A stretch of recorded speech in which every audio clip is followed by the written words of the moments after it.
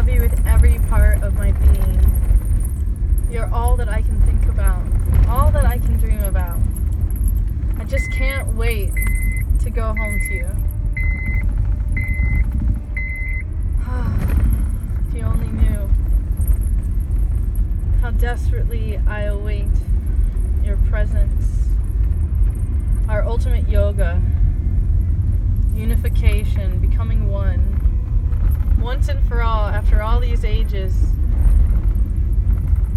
the grace, the happiness, the peace, the tranquility.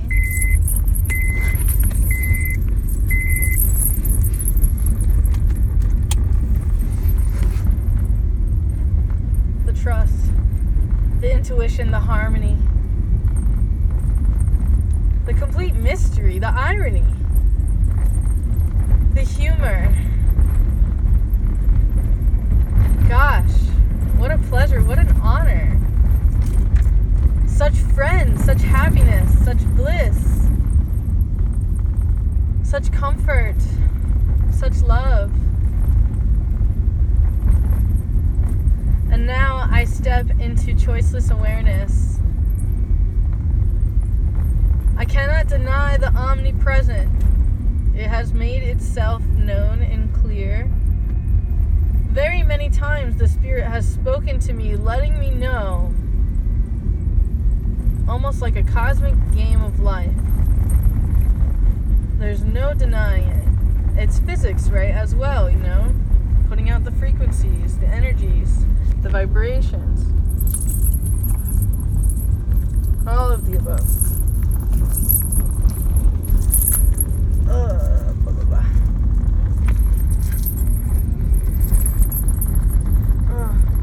I kind of can't wait to take this garb off, you know?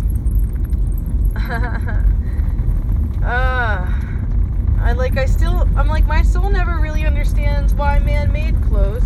And then I remember my soul's a dog, and dogs don't wear clothes. Maybe that's why. I'm like, I have my fur, like, everything's fine. But that's fine. If we must, I have adorned myself with many significant pieces that I've claimed as mine in my form of expression of being in this three-dimensional form. Definitely have found comfort and peace.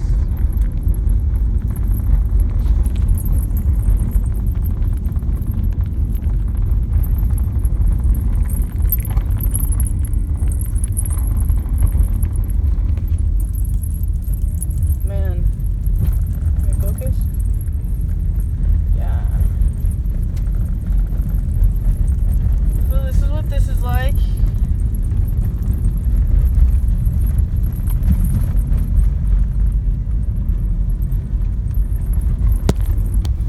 Real life, man. Real life. I'm driving out in the middle of nowhere to put together something marvelous. Something marvelous.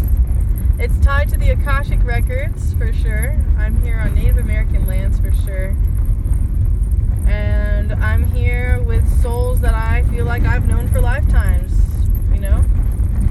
And here we are, tying up loose ends with karmic debts in Florida. I'm very happy to be making shifts and changes that are of my choices.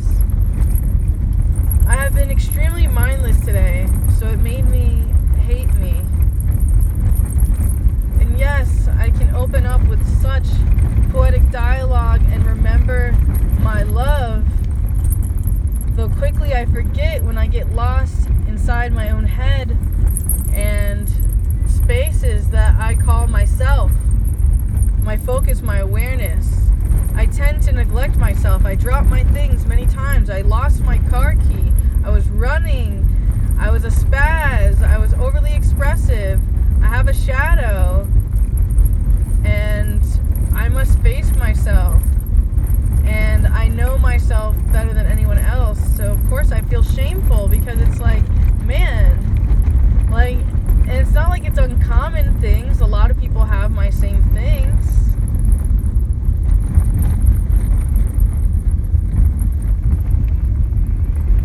Man, I I love driving out places like this. Love it, love it, love it. And I love having a squad full of like girls. Like it looks like there's 4 cars of us, maybe more. Definitely 4 at least, 4 that I can see. And I just think that's amazing. I just love doing things like this. And these are all people who are genuine, dedicated to the practice of healing and creating, and not so like brainwashed by the matrix, like they're actually doing what their heart's greatest desire is, and therefore they are making, like, to me, it's what I would call millions. Because, those things have truly no price tag. They're limitless as long as you can see your worth. And so, yeah, we're all putting in the work, and it looks like it's about to rain, and I know for a lot of you, you're like, I hear you, they're like, yes, yes, my love, yes. They don't feel the same way. Photographers never feel that way, you guys. And girls, like me, right? Unless they have a GoPro, right? But that's not really, like, top dog, right? Necessarily, that in the photography community, that's not necessarily the most respectable specs. Okay? I'm very much so loving our location, and I very much so am desiring to ride horses and to travel and connect with animals and heal myself more. And I'm thankful for those of you who choose to be a part of that, and that helped me quickly double my lessons, if that makes sense. I'm learning so much through experience with people. I really am. And I learned so much about myself through having experiences with these people. Like, it's so personal and sentimental, and each person is different, and each person, right, we have our own language together. Like, there's only certain things I would say to that person that I normally wouldn't say to somebody else. We just found somebody else on the trail that's kind of dilly-daddling, it looks like, ahead of us. Yeah. The squad is like, let's go. We're like out in the middle of the woods here. Got all my jarb, my jarb.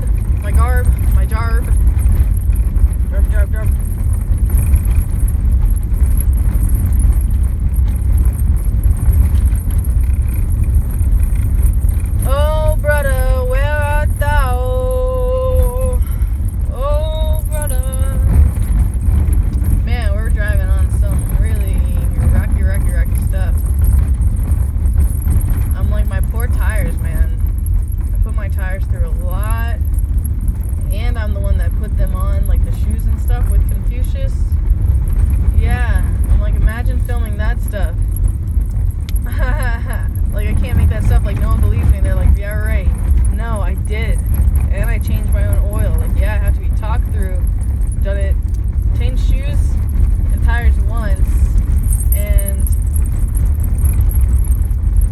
what's the other thing? The oil twice so far. Myself. And now I have to take my car to Honda, right?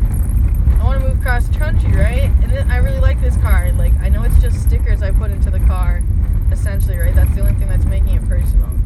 So I could choose to detach myself from it on that level. I do have all these other narratives about the car, right? Like, sometimes I want a totally new car, right? And other times I'm like, oh, this car's just totally fine. But, like, sometimes I wonder if this car will cost more than getting another car. But I don't know. It's my first car, so it's like my first relationship with the car, so it's kind of sentimental. There's that story going on. I've been neglecting myself, how I feel, and I've been hiding and masking all of these things. And, like, in some level, some of this is even masking some of the other things that are underlying issues.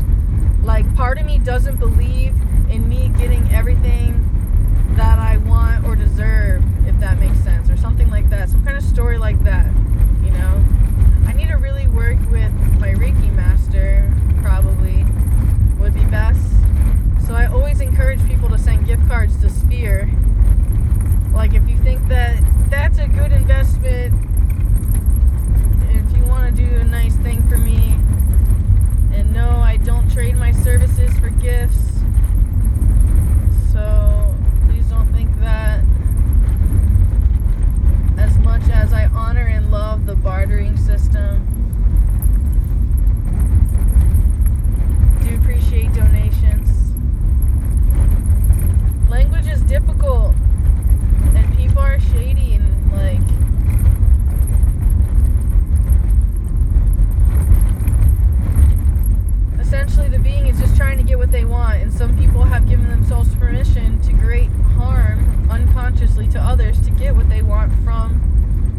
I do not choose to do that. I choose to be in service and to be doing readings. So I might just want to work for donations at this time. You know, but not online readings, or like, online readings are 10 times harder. That's what people don't understand. Because it's like, I mean, a lot of readers will deny that because they want the online business, you know, that's the ego. I mean, there's some truth, like, there's all this gray area, okay? Like, I've done amazing readings online. I have, with strangers, and without me creating such limitations that I'm trying to create now by doing in-person sessions. I'm kind of judging and limiting things, you know? This is also kind of my refinement of me mastering this part of me, if that makes sense. So that gets frustrating. Like, I love all levels of this stuff. I'm dedicated to the healing practice, and I love what steps through. I do have a typical traditional way that I do with things, you know, and sometimes things go a new way and Spirit shows you a new way, and sometimes that can be uncomfortable and like kind of like, I'm like, makes my brain hurt type thing, because it's like, oh no, I can't process properly, and it makes me feel like I'm having what one would call an autistic meltdown. And like, I feel like I've been so trained to like sit still and behave or whatever, that like I don't express myself the way that I want to, and I feel a lot of depression from my lack of expression, because I feel like I don't deserve to feel this way, or like right? Like, you shouldn't feel sad, you shouldn't be angry, forgive. And then I get mad at myself. I get mad at myself for how I spend, or how I treat people, or how I am sometimes, you know? Like, sometimes I have to just tell people I need alone time, and sometimes that gets very offensive for people, and people don't understand that, and I don't know how to handle a lot of situations sometimes. I don't know how to tell people no sometimes, which is why I really like the idea of that boundaries book I recently added to my wish list, you know? I wanted to see, you know, what like somebody that calls themselves somebody type thing says, you know, how do you really create boundaries? And I'm trying to find nice ways of doing it, you know, commanding my presence and being like, yeah, I'm Trina, I do readings. Would you like to have a reading? And like, obviously it depends on the other person how open they are. I'm not trying to force my business on other people. I'm not trying to manipulate people and use sex, fear, or the power of suggestion to win them over. So if you could think of some way how I basically want to be able to show up to any room and talk to any person and talk to them about, hey, I'm a traveler, I'm coming through and I'm doing readings. If you would like to have a reading, this is how I've chosen to make a living, and I'm really drawn to your energy, or whatever steps through at that time. And it's hard for me because I'm shy and I have self-hatred and self-worth issues, you could say. And then some of you have been really helpful and made me see things differently, and some of you have just like kissed my butt, if you ask me. And like, I'm not looking for that. I can tell the difference to people who like are trying to manipulate, is what I would call it. And I know a lot of people get offended by that word, but that's basically what it is. It's called a sociopath, really, when you're trying to manipulate the social standards, the way that I behave, based on a framework that you give me, and then especially if it's a trick, bait and switch, like, that's a facade, and that's just wrong. Man, I'm really liking where I'm at now. I'm guessing I'm gonna wish I had bug spray soon, too, though. Ah, man. I put in so much work into my work, and people have no idea, and they think that people are just like, you know, like, I want to be like Instagram models, just taking pictures. And like, in some levels, it's true, that's all anybody is, right? Just taking pictures. But like, some people really appreciate art, and I just, like, I don't appreciate all the neglect and all the disgrace upon all of the arts. So I choose to keep trying to do this, but it sucks because I get a beating, you know? And it's like pulling teeth, trying to get people to, like, you know, like, support my hustle, basically, you know? Like, I've become a model, an actress, I've done all these egotistical things. And like, yeah, some people, that's all people really see me as. And unfortunately, yeah, I'm gonna have to sell prints and pictures and postcards, autographs, whatever you want, you know what I mean? I'm really gonna have to open up like an online store or something, you know? Like, I can't, like, I choose to create other things that I make ways of, like, feeding myself, basically. besides taking pictures of myself, you know. But I've created so much art. I love to make profits off of like what I've already created, and I would totally like invest in canvases and things like that, especially on assignments that I have done, trade for assignments. There are select photographers that would totally give me their condolences, and then there's some people that I feel like I couldn't trust their word for it, kind of thing, you know. I mean, there's all this gray area with all that stuff too that people don't understand when they make demands of you. Oh man, and it shouldn't be like that, because, you know, again, people should be more so about sharing the art.